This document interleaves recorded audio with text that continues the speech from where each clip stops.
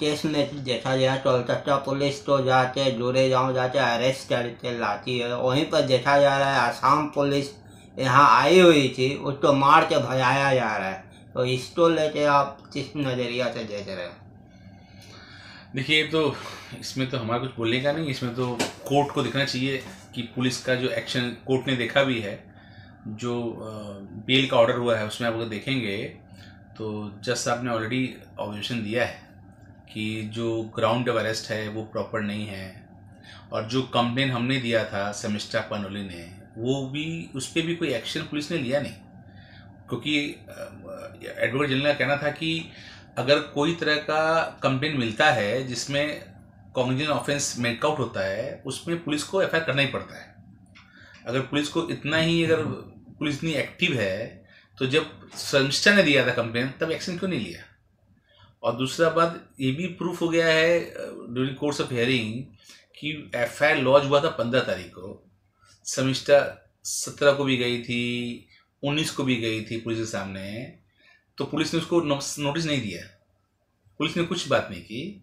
और जब वो 20 को चली गई बिकॉज ऑफ पुलिस ने कोई एक्शन नहीं लिया, तो उसका ऑलरेडी इंटर्नशिप था दिल्ली में और वो चली गई, तो पुलिस 20, 21 और 22 का ऑर्डर लिया कोर्ट से, जो कि वो भी ऑर्डर गलत है, ऑर्डर हुआ नहीं है। उन्होंने वारंट अरेस्ट मांगा है, लेकिन पुलिस ने सीजीएम ने कोई और अरेस्ट वारंट दिया नहीं है, कहा है कि लिबर्टी ग्रांटेड, आपके पास ऑलरेडी पावर है। तो जो उन्होंने स्टेटमेंट दिया है कि अरेस्ट वारंट अलीपुर सीजीएम ने अलाउ कर दिया था, वो भी रॉन्ग स्टेटमेंट था। खैर जो भी हो, तो आप 19 तक थी, सेमेस्टर गई थी, उसका रिकॉर्ड भी है। तो 20-21 2 दिन में ऐसा क्या एजेंसी हो गया है कि आप वारंट अरेस्ट लेने पहुंच गए? आप नोटिस भी इसी दिन गए होंगे देने के लिए, जो उसको नहीं मिला। पुलिस कह रहा था कि हम देने गए नोटिस, वो मिली नहीं। तो कब नहीं मिली? 20 को, 19 को, 2 दिन तो 19 को थी, 20 को, 21 को, 22 को तो आप लेने चले गए ऑर्डर। तो 2 दिन में ऐसा क्या अर्जेंसी है पुलिस को? और पुलिस ने 15 किलोमीटर दूर जाकर उसको पकड़ लिया, और जो दूसरे एक्यूज का आप नाम ले रहे हैं, वो उसके घर तो वहां से 10 मिनट का रास्ता है थाने से, वो तो अरेस्ट भी नहीं हो पा रहा है, पुलिस पकड़ भी नहीं पा रही है, ट्रैक भी नहीं कर पा रही है। ठीक है,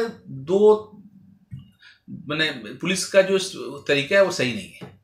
अच्छा, जैसा पश्चिम बंगाल के शासक दल के नेता भी सनातन के ऊपर मान सम्मान उठाते हैं, माने अपमान करते हैं, तो उसके ऊपर भी कोई कुछ बोलता नहीं। ये देखिए, ये तो साफ दिख रहा है कि अगर आप एक पर्टिकुलर कमेटी वाले कुछ बोलेंगे तो एफआईआर हो जाएगा, तो एक्शन हो जाएगा। लेकिन वही आप हिंदू धर्म के अगेंस्ट बोलेंगे तो कोई एक्शन भी नहीं होता है, कोई एफआईआर भी नहीं होता है, कुछ भी नहीं होता है। ये तो रवैया सही नहीं है, पुलिस को तो न्यूट्रल रहना चाहिए। যেখানে দেখা যাচ্ছে সবথেকে বড় একটা কেস হয়েছিল অভয়ার কেস, এখনো পর্যন্ত তার বিচার প্রক্রিয়া, বিচার পদ্ধতি কত সিবিআই পর্যন্ত বিক্রি হয়ে গেছে। তো লিগ্যাল দিকটা আপনারা কিভাবে দেখছেন? অ্যাকচুয়ালি কি অভয়া কি একদম ন্যায্য বিচার পাবে বলে আপনি মনে করছেন? দেখুন, এটা তো লিগ্যাল প্রসেস, আমি বলতে পারবো না কি সিবিআই রুলটা নিয়ে আমার বলা উচিত না। এটা দিস ম্যাটার ইজ সাবজুডিস, এই জন্য এখন বলা উচিত হবে না। বাট কোর্ট তো ন্যায় করবেই, এই জন্যই তো কোর্ট আছে, তো জাস্টিস তো হবেই। এই কোর্টে না হোক হাইকোর্টে হবে, হাইকোর্ট না হলে সুপ্রিম কোর্টে হবে। বাট এগুলো হতে পারে না কি জাস্টিস পাবে না, জাস্টিস পাবেই। আর আমাদের তো জাস্টিস জন্যই আমরা লড়াই করছি। সঞ্জয় রায়ের ব্যাপারটা আপনারা কিভাবে, কি নজরে দেখছেন? যেভাবে ওনাকে আটক করা, যেভাবে আটকে রাখা হয়েছে, এখনো পর্যন্ত কোনো কেসের তদন্ত পর্যন্ত করতে পারলো না। তো আপনারা এটা বলেছি না, এটা সাবজুডিস, এই বলা আমার উচিত হবে না। এটা সিবিআই ইনকোয়ারি করছে, কোর্টে অলরেডি ম্যাটার পেন্ডিং আছে, তো এই মুহূর্তে বলা তা না।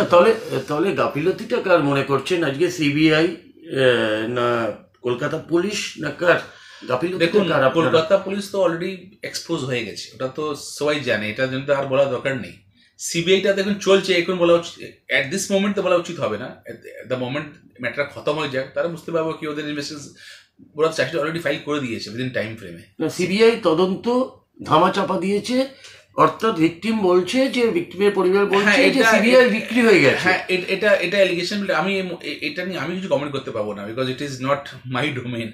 এটা তো সাবজেক্ট ম্যাটার, আমি কেন বলবো, আমি জানি না, বিকজ আমি আমার পেপারও নেই, চার্জশিট কপিও নেই, আমি লড়ছি না, এই জন্য আমি এটা বলতে পারবো না। But so far is the police, Calcutta police concern, ওটা তো সুপ্রিম কোর্টও ঝেড়েছে, তারপর তো মামলাটা সিবিআই গিয়েছে, আদারওয়াইজ সিবিআই কে দিত কেন? If one agency is doing right directions, ভালো ইনভেস্টিগেশন করতো, সিবিআই দরকার ছিল না।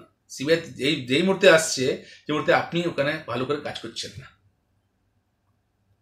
अच्छा सर, देखा जा रहा है बीजेपी तो बार बार हाई कोर्ट लोअर कोर्ट जाना पड़ रहा है किसी भी अनुमति के लिए, तो ये कहाँ तक देख रहे हैं? देखिए, ये सही नहीं है, क्योंकि बार बार कोर्ट में जाना और उसके लिए हर छोटे बात के कोर्ट जाना सही नहीं है। लेकिन क्या करेंगे, अगर आप सरकार अगर और जो प्रशासन है वो अगर न्याय नहीं करेगी, या वो अगर एक आंख से नहीं देखेगी, अगर आप रूलिंग पार्टी के हैं तो अलग ट्रीटमेंट, अगर आप अपोजिशन है तो अलग ट्रीटमेंट, अगर ऐसा करेगी तो और क्या रास्ता है कोर्ट के अलावा? आप कोर्ट में जाएंगे? दो ही तो कोर्ट है, पब्लिक या फिर कोर्ट, दो ही जगह जाना है आपको। तो पब्लिक क्या जाए, वो तो साल में हर साल जा सकते हैं, वो तो 5 बार जाते हैं। कोर्ट तो अब नहीं जा सकते हैं, इसलिए कोर्ट जा रहे हैं। দিনকের পর দিন দেখা যাচ্ছে যে ক্রাইম বেড়ে যাচ্ছে, এই শহরে ক্রাইমটা বেড়ে যাচ্ছে।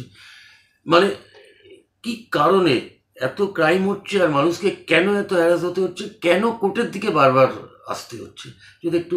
হ্যাঁ, বিকজ সিস্টেম, যেটা ইকো সিস্টেম আছে বেঙ্গল, তো ভালো না কম্পেয়ার টু আদার স্টেট। এখানে ওইরকম কাজ করতে পারছে না প্রশাসন, এই জন্যে। আদারওয়াইজ কোর্টের দরকার নেই, কোর্ট তো এইসব মামলাতে ঢুকতে চায় না। কোর্ট অনেকবার বলেছে কি প্রত্যেক কাজে আপনি আসছেন কেন আমার কাছে, लेकिन কি করবেন? अगर একটা রাইট কারো সিটিজেন রাইট পাচ্ছে না, তো কোর্টের কাছে যাবে, আর আর রাস্তা কোথায় আছে? যেভাবে বিরোধী দলনেতাকে একটার পর একটা কটূক্তি করে যাচ্ছে এবং মানহানির চেষ্টা করা হচ্ছে, উনিও মানহানির মামলা করছেন, কি মনে করছেন আগামী দিনে কি উনি সঠিক বিচার পাবেন বলে? একদম কেন পাবেন না? अगर কেউ মানহানি করে তাহলে তো কোর্ট তো এই জন্যই বসে রয়েছে। ওটা তো এটা ন্যায় পরীক্ষা হবে, ন্যায় পরীক্ষা করে যে if court find that something is wrong, punish করবে যারা করছে। शिक्षा व्यवस्था को लेके क्या बोलिए, क्या इंसाफ मिलेगा वो लोग को? देखिए, आपको तो पता है कि सुप्रीम कोर्ट ने कितना हेविली बोला है कि किस तरह से दुर्नीति हुआ है, और साथ में गाइडलाइंस भी दिया है कि कैसे इसको करना है। अब तो सरकार पे है कि उस गाइडलाइंस को कैसे फॉलो करेगी, कि रिव्यू करके डिले करेगी, क्योंकि ये लोगों के भविष्य से खिलवाड़ हो रहा है। जो भी करना है तो गवर्नमेंट को जल्दी करना चाहिए, ना कि रिव्यू करता रहे और मैटर पेंडिंग रहे, क्योंकि ये बहुत बड़ा इशू है, इसको इस तरह से नेगलेक्ट ठीक नहीं होगा। কি মনে করছেন ন্যায় বিচার পাবে যারা এতদিন ধর্ণা দিয়ে? হ্যাঁ, একদম পাবে, কেন পাবেন না? দেখুন, সুপ্রিম কোর্ট অলরেডি ন্যায় দিয়ে দিয়েছে। যারা রাইট ওয়েতে চাকরি পায়নি ওদেরকে আবার এক্সাম দিতে হবে, যারা পেয়েছে ওদের থাকবে। ও তো অলরেডি একটা গাইডলাইন্স দেওয়া হয়ে গেছে, গাইডলাইন্সটা ফলো করতে হবে। अभी गवर्नमेंट फॉलो করবে কি রিভিউ নামে ডিলে করবে, এটা তো গভর্নমেন্টের পলিসি। আমার মনে হয় যা করতে চায় গভর্নমেন্ট তাতে করুক, কেন এটা ইট ইজ নট, এটা একটা খুবই সেন্সিটিভ এরিয়া, এরকম নেগলেক্ট করা ঠিক না। বিরোধী দল যে কোনো কাজ করতে যাচ্ছে তখন দেখা যাচ্ছে যে পুলিশ তাদেরকে বাধা দিচ্ছে এবং যেমনি করে তাদের হেনস্থা করে তাদেরকে অ্যারেস্ট করা হচ্ছে। তো যেভাবে একটার পর একটা কেস দেয়া হচ্ছে, যারা আগামী দিনে আন্দোলন করছে তারা কি ন্যায় বিচার পাবে? আন্দোলনের দিকে তারা কি আর যেতে পারবে বলে আপনি মনে করছেন? একদম কেন না ভাই, প্রশাসন अगर অন্যায় করে তাহলে ওটা তো ওকে তো আমরা কেউ মানবে না, ওটা ওকে আমরা হাইকোর্টে যাব বা পাবলিক ফোরামে যাব, দুটোই হচ্ছে। অপোজিশন নিজে কাজ করছে। अच्छा, देखा जा रहा है पॉलिटिकल क्वेश्चन चल रहा है, सब बीजेपी छोड़ के टीएमसी के साइड में जा रहा है। देखिए, ये तो हर जगह का है। लोग अगर सेटिस्फाई नहीं हो पाते हैं या बहुतों का बहुत सारा इंटरेस्ट होता है इस पे, ये तो हर जगह का चीज़, कोई नया नहीं, नथिंग न्यू। ये तो ऐसा, और वैसे भी लोग तो इस दस उधर जाते रहते हैं, इसलिए इसमें कोई बड़ा बात नहीं है। Thank you sir.